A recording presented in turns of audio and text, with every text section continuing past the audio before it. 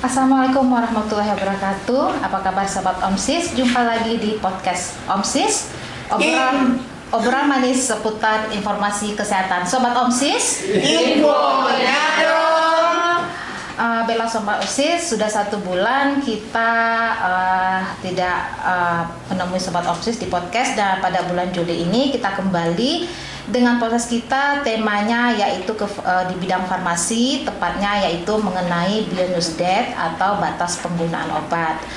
Nah, untuk kesempatan pagi hari ini kita juga sudah kedatangan narasumber kita.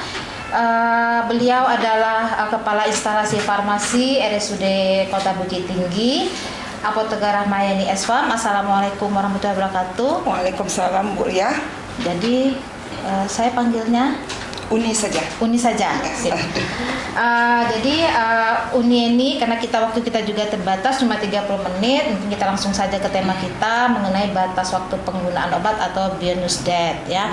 Mungkin kita minta informasinya kepada Bu Yeni mengenai apa itu perbedaan tentang bionews date atau BUED biasanya ya dengan expired date. Dijawab langsung ya, Bu ya. Jadi kalau di obat ini kita tidak terlepas dari kata-kata expired date, kadaluarsa. Ya, memang. Seperti itu. Sering kita temui di kemasan biasanya di kemasan, baik obat, makanan, dan kosmetik. Jadi sampai pun anak kecil pun sekarang sudah tahu dengan kadaluarsa. Kadang-kadang anak kecil pun menyebut kadaluarsa itu basi, seperti itu. Jadi kalau yang bionews date itu biasanya belum familiar di masyarakat, tetapi masyarakat menanyakannya kapan kadaluarsanya ini kalau sudah dibuka. Seperti itu. Itulah yang dinamakan dengan bionews date. Jadi bionews date itu batas waktu penggunaan obat setelah dibuka dari kemasan. Kemasan yang mana? Kemasannya yang primer. Jadi yang primer itu seperti apa? Jadi kemasan yang langsung berinteraksi dengan obat tersebut. Jadi kalau kita obat ada blisternya itu yang timahnya itu, atau kalau yang injeksi langsung dengan botol atau ampulnya itu, sirup dengan botol, kalau injeksi langsung dengan ampul atau via, itulah yang dikatakan kemasan primer. Jadi mana tahu kita sudah buka obat tuh karena kita dosisnya separuh, kan kita buka tuh separuh, jadi kita masukin lagi ke yang tadi yang kertas timah kita itu, aluminium foil itu. Jadi itu sudah berbeda waktu kadaluarsanya dengan yang ada di kemasan yang keluar dari pabrik. Bisa jadi misal amlodipin bagi pasien hipertensi, mungkin bisa jadi kami dari farmasi saat itu amlodipin 5 tidak tersedia, kami berikan amlodipin 10, tapi catatan dosisnya separuh, jadi nanti 1,5 kali. Jadi pasien kan juga berkata-kata hatinya, apakah aman obat ini kami minum setelah kami potek, setelah kami bagi, seperti itu kan. Kalau dari segi kadaluarsanya itu aman, karena dia hanya dipakai kan untuk 1 kali, besoknya lagi, hanya 1 hari. Jadi bionews date itu batas waktu penggunaan obat setelah kita buka dari kemasan primer. Tapi tidak semuanya itu sama dengan waktu expired, karena dia sudah berkurang dengan waktu expired. Jadi waktu expired adalah waktu yang ditetapkan pabrik dari mulai produksi, biasanya 4 tahun dari produksi. Jadi mungkin ada pertanyaan dari Bu Ria, kapan membedakannya? Iya, membedakannya bagaimana? Jadi tadi dijelaskan kalau expired date itu dari pabriknya, batas waktunya. Sedangkan bionews date itu setelah kita buka dari kemasan primer. Berarti kalau dilihat dari keterangan Uni ini tadi, agak lebih pendek ya yang BUED ini berarti daripada expired date di kemasan. Iya, lebih pendek. Jadi waktunya tidak tergantung kepada informasi yang tertera di kemasan. Ini tergantung kapan kita membukanya. Tergantung kita kapan membukanya. Jadi sebagai masyarakat, sebagai pasien, kita juga harus cerdas menggunakan obat. Jadi termasuk penyimpanan obat tadi. Itu kan tergolong kepada penyimpanan obat. Dan untuk mendapatkan informasinya kita menanyakan ke petugas farmasi yang menyerahkan obat. Mungkin begini, lebih ke kalau yang tadi kan contohnya seperti obat hipertensi yang dosisnya semula diresepkan dokter misalnya 5 mili, ternyata sediaannya tidak ada, diganti yang 10 mili diganti sediaannya jadi 5 mili. Mungkin itu mungkin jarang juga terjadi mungkin ya. Tapi mungkin lebih ke obat puyer kayaknya. Oh iya. Ya kan, obat puyer ya. Iya. Nah, itu yang bikin para orang tua agak sedikit ini. Kadang kita lihat ini seperti obat demam kan dipuyarkan. Kadang cuma 2 kali pemakaian udah sembuh. Nah, apakah boleh nih obat puyar yang sisanya ini kita gunakan? Nah, ini gimana nih kalau untuk BUD-nya? Bagus, itu pertanyaan yang benar-benar yang dialami oleh pasien kita ya Bu ya. Jadi memang BUD ini memang mayoritasnya ke arah puyer ya? Sirup dan salep seperti itu. Itu karena kan tidak obat tetes mata, nah, tetes telinga itu kan tidak sampai habis dan sayang kalau dibuang dengan harga mahal. Ya? Apalagi kalau kita ibu-ibu ini kan mahal gitu kan. Apalagi beli sendiri ya. Beli sendiri dan obat paten. Nah, seperti itu. Jadi ada batasnya, nggak langsung kita buang. Kalau puyer, karena misalnya puyernya ada terdiri dari 3 item obat. Itu kan beda-beda. Jadi puyer kalau kita menjaminnya tersimpan di dalam suhu sesuai dengan yang diterangkan pabrik, itu bisa minimal 1/4 dari waktu. Paling misalnya di antara yang puyer itu ada yang ED-nya 1 tahun lagi, ada yang 6 bulan lagi, ada yang 8 bulan lagi. Diambil ED yang paling bawah, berarti 6 bulan. 6 bulan dikalikan dengan 50%. Itu amannya, berarti 3 bulan ya. Tetapi ini tidak direkomendasikan lagi karena apakah kita menjamin pas peracikannya itu semuanya stabil dan penyimpanannya stabil. Jadi diambillah menurut pengalaman dan berdasarkan jurnal 1 bulan. Jadi obat oral yang setelah dibuka dari kemasannya BUD-nya 1 bulan. Seperti itu. Termasuk puyer tadi berarti ya. Jadi boleh ya seandainya boleh. Kita dikasih 10 puyer cuma kepake 3, sisanya 7, itu jangka waktu sebulan berarti boleh ya. Dengan catatan disimpan di suhu kamar dan tidak langsung dengan matahari. Dan jangan simpan di kulkas. Kadang-kadang kita ibu-ibu ini menganggap semua simpan di kulkas itu lebih menjaga kestabilan obat atau yang lainnya kan, tapi tidak. Seperti itu. Berarti tadi dikatakan yang lebih ke ini seperti puyer, termasuk obat yang diracik yang dimasukin ke kapsul. Kadang ada pasien kita yang dari dokter juga dapat racikan, itu tetap ya dengan jangka yang tadi ya. Tetap 1 bulan karena dia termasuk obat oral. Pada emosi, suspensi beda. Kalau kayak obat mah berarti itu ya? Iya, seperti kita tidak sebut merek. Misalnya dia kan agak seperti sirup padat. Semi padat, dia kan ada sirup, ada suspensi yang semi padat kan. Jadi kalau itu setelah kita campur dengan air 14 hari. 14 hari. Dan ada yang antibiotik cuma tertera di kemasannya, ada tertera di kemasan. Ini setelah dilarutkan cuma 1 minggu. Kalau khusus untuk antibiotik, lihatlah BUD-nya setelah dicampurkan itu di kemasan yang dikeluarkan pabrik. Jadi apakah ada sebagian tadi dibilang ya, apakah ada nih beberapa obat yang ada BUD-nya, ada nggak di kemasannya itu diterapkan? Ada seperti obat seperti antibiotik sirup itu. Sirup kering antibiotik anak-anak ya. Jadi tapi kalau yang artinya memang hanya beberapa. Hanya beberapa, tidak semua. Berarti intinya setiap kita mendapatkan obat dari dokter itu harus konsultasi lagi dengan apoteker ya. Apalagi yang sistemnya racikan. Iya benar. Boleh kita bertanya lagi, feedback lagi ini sampai kapan dan di mana penyimpanannya, seperti itu supaya obat yang kita konsumsi tersebut memang bermanfaat dan berkhasiat bagi kita dan aman. Nanti minum obat kita pula yang menceret diare atau keracunan obat, nggak jadi. bukannya ini ya, bukannya hemat. Jadi tadi ya ini kalau sehari-hari di masyarakat pertama mungkin puyer yang dipermasalahkan juga sering, apakah bisa digunakan lagi. Kemudian kayak tadi tetes mata.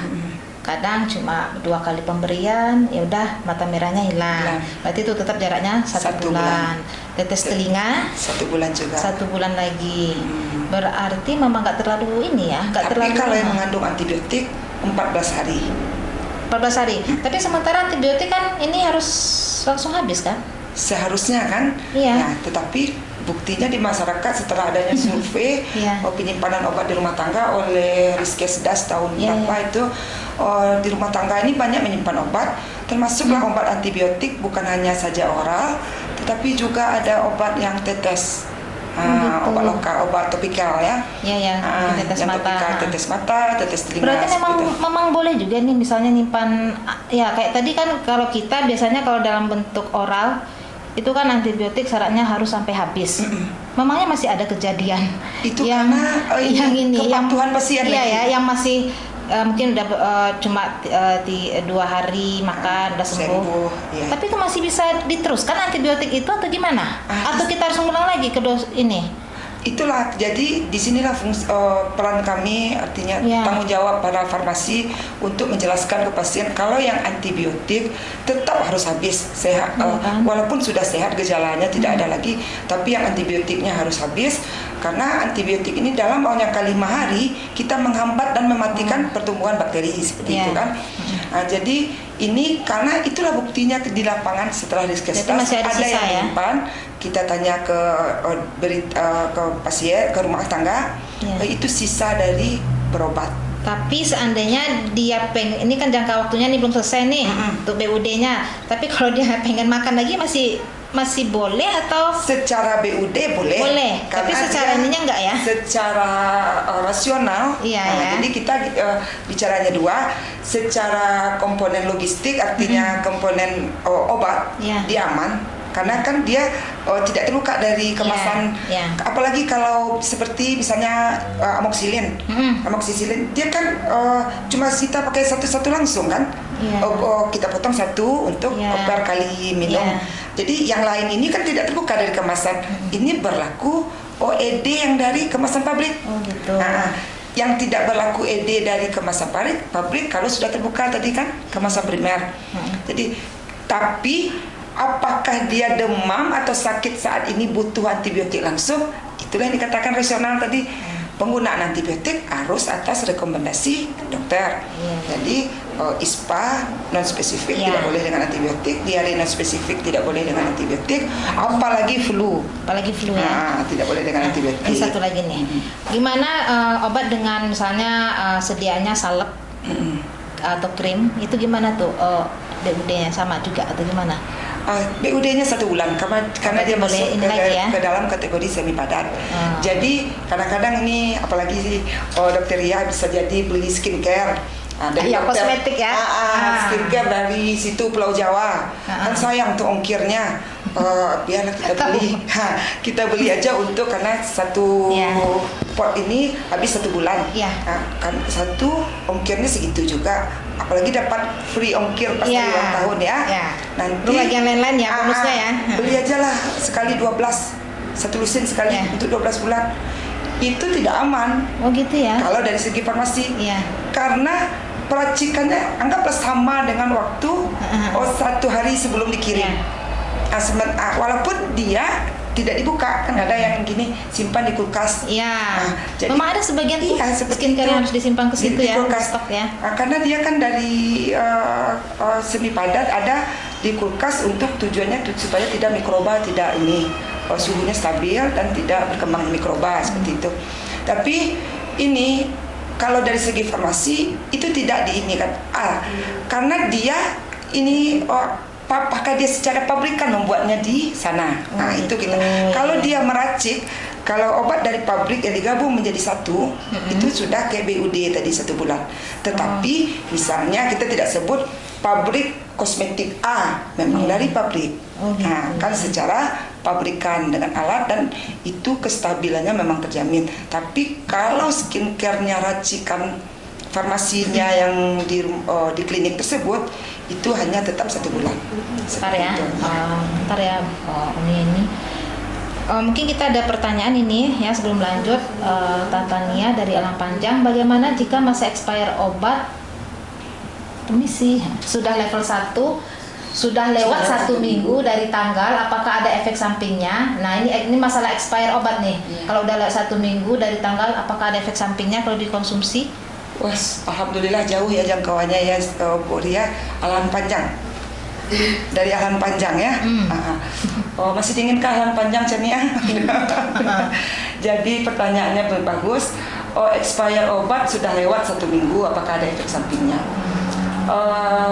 Kalau berdasarkan literatur dan jurnal, sebenarnya yang expire itu ada batas waktunya itu 3-6 bulan dari tanggal yang ditetapkan pabrik.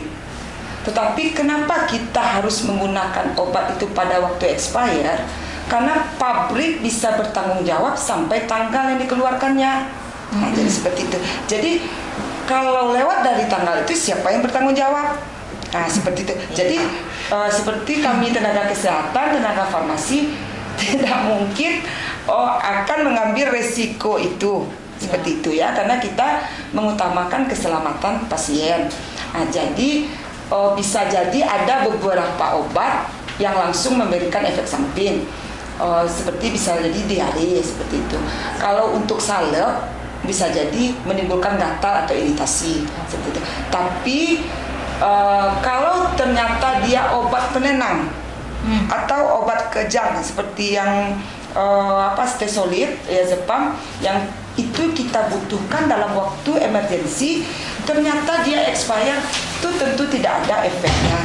Oh gitu. Nah, itu yang kita takutkan. Kita menggunakannya di saat emergensi nih. Sementara obat yang kita gunakan expire. Berarti kan efeknya muncul nanti, karena di obat expire ini efek terapinya itu yang berkurang. Nah, jadi efek terapi. Nah, jadi efek terapinya berkurang.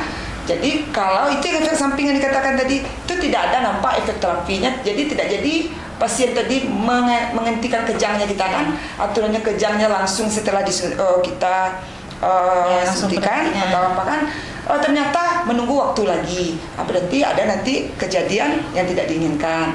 Tapi kalau biasanya obat oral palingan diare. Kalau obat salep iritasi seperti itu. Nah, efeknya karena hanya 1 minggu kan? 1 minggu. Ya, efeknya berkurang gitu. Tapi catatannya penyimpanannya dipastikan walaupun tidak expire, kalau penyimpanannya tidak tepat juga tidak ada efek obat. Misal menyimpan obat di atas kulkas supaya jauh dari jangkauan anak-anak kan bisa, biasanya kita gitu kan, di atas kulkas, di atas TV supaya tidak sampai sama anak-anak. Itu tidak boleh karena zat aktif obat itu udah terserap oleh radiasi. Atau dia sudah berinteraksi dengan radiasi akan menimbulkan juga keracunan seperti itu. Kita lanjut ya, ini untuk pertanyaan kedua dari @enjoya. Kalau ada obat yang sudah expired di rumah itu langsung dibuang atau dihancurkan dulu? Sebagusnya bagaimana? Oh ya, jadi kalau ada obat yang expired, kita lihat dulu jenis obatnya. Tidak boleh dibuang langsung dengan kemasannya ke dalam tong sampah, tetapi kita harus hancurkan dan hilangkan identitasnya. Dengan masyarakat melakukan pembuangan obat dengan membuka kemasannya, itu sudah membantu pemerintah dan membantu kita semua dari recycling obat yang tidak benar, karena obat itu bisa di recycling, diganti label, dan nanti akan disalurkan lagi ke kita. Kita kan dari oknum-oknum yang tidak bertanggung jawab seperti itu. Jadi dihancurkan, bisa kalau tablet hancurkan dulu, buka dari kemasannya. Kalau masukkan ke tong sampah lagi, gram plastik. Jadi dihancurin juga dong. Kalau tablet tidak usah dihancurkan dulu. Kalau antibiotik baru, tapi rasanya masyarakat kan lebih rempong katanya kan. Kami minta cukup dari 1 tahap saja. Hilangkan kemasan aslinya. Buang yang dari sirup itu dari botolnya, kemudian yang tablet buka dari kemasan aluminium foilnya seperti itu. Nah, jadi yang antibiotik jangan dibuang di wastafel nanti, karena antibiotik menghentikan pertumbuhan kuman, bakteri. Kalau di wastafel kita butuh bakteri untuk pembusukan, nanti mampet wastafel seperti itu. Kemudian untuk pertanyaan kedua, Yang ketiga, dari Eliza Murni. Aduh, maaf ya, nggak nampak. Bagaimana BUD untuk obat BUD untuk obat insulin? Untuk obat insulin. Mungkin ada keluarganya yang menggunakan insulin kayaknya nih. Iya. Karena kalau ke pasien kita diabetes tidak mempan lagi dengan oral dengan insulin. Jadi biasanya dokter meresepkan insulin kan untuk jangka waktu 1 bulan. Jadi berapa IU setiap hari. Jadi BUD ini terkait juga dengan kepatuhan dan ketepatan dosis kita dalam menggunakan obat. Jadi kadang kita supaya hemat aturannya 8 unit, kita jadikan 6 unit.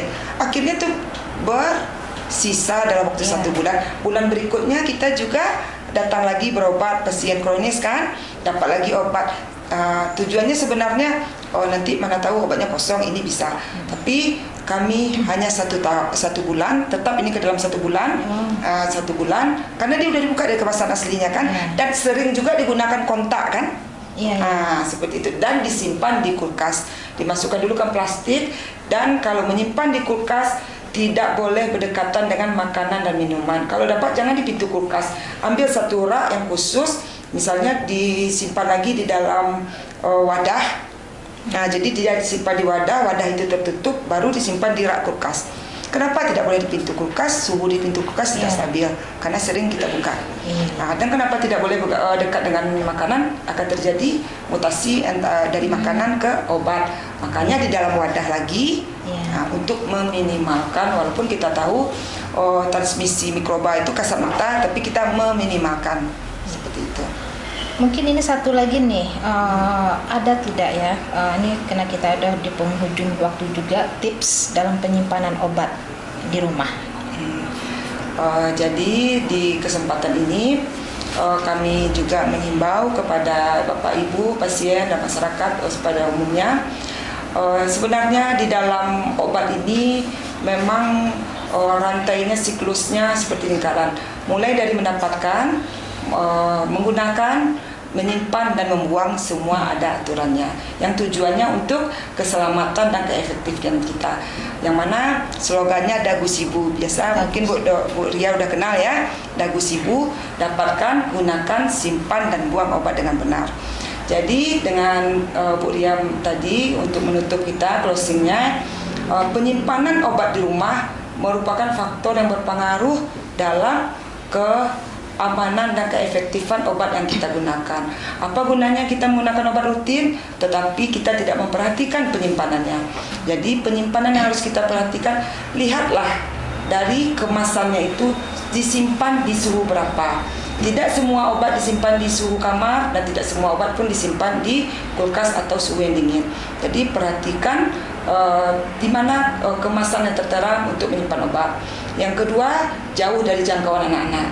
Yang ketiga, tidak ada bersentuhan dengan semua alat elektromagnet atau radiasi. Yang keempat, kadang-kadang dengan suhu stabil disimpan tidak. Sekarang kan alhamdulillah masyarakat kita punya rezeki, misal kamar mandinya kayak hotel, kayak mandinya lebih bagus, nyaman seperti itu kan, disimpanlah di situ, karena ini termasuk ada dibikin rak-rak seperti itu yang kayak di hotel itu kan, disimpan obat. Emang di situ. ada kayak begitu? Ada. Jadi ada pertanyaan waktu kemarin itu, jadi boleh nggak Bu kamar mandi kami ini suhunya lumayan bisa. Ini kayak apa, salep kadang-kadang kan habis mandi langsung dioles. Tidak boleh. Kenapa? Itu lembab.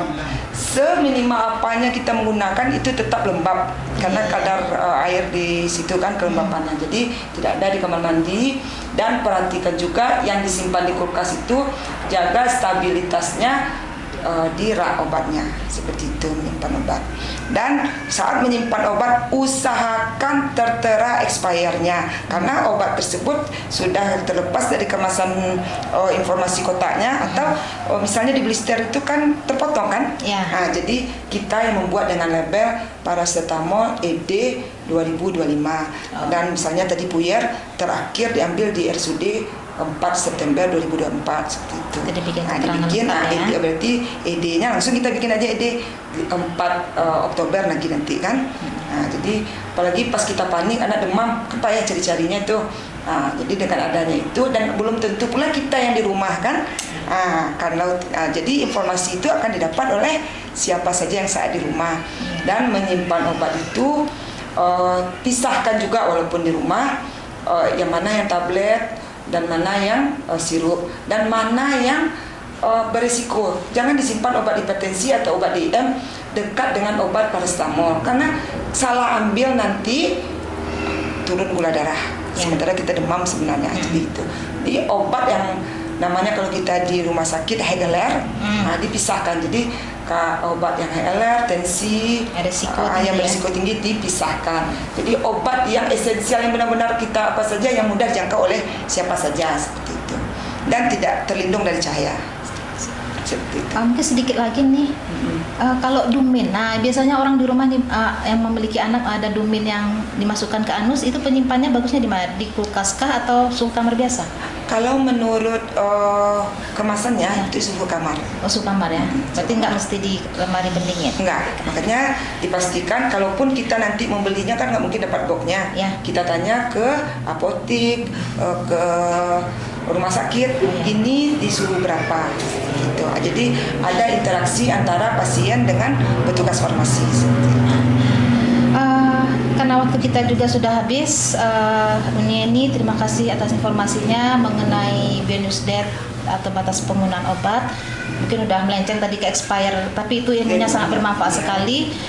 Dan Sobat OMSIS, mungkin dari apa yang disampaikan oleh narasumber kita nanti bisa kita ambil kesimpulan bahwa tujuan kita untuk mengetahui apa itu batas penggunaan obat agar kita mampu membedakan apakah suatu produk obat yang kita gunakan itu berada dalam keadaan steril agar aman digunakan. Karena obat bisa kita ibaratkan seperti dua mata pisau.